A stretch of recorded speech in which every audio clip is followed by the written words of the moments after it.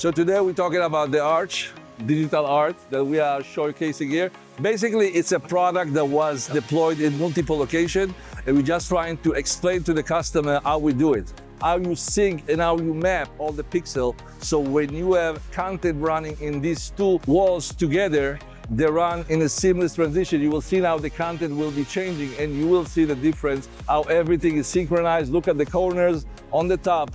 It's beautiful. And when you want to create the wow factor walking in a big building, we did it a lot in a casino. You walk in, you get the outstanding effect. Now you can add to the party an interactive touch floor that allows you to have fun. Now, the unique part of this touch is that it's robust. You can actually drive a truck on top of this floor. And it's very, very slim. It can be in any location you pick. And once you finish, you can fold it, you can take it to the next station and do your presentation. We are not using camera, we're not using IR. We have the touch embedded in the display itself.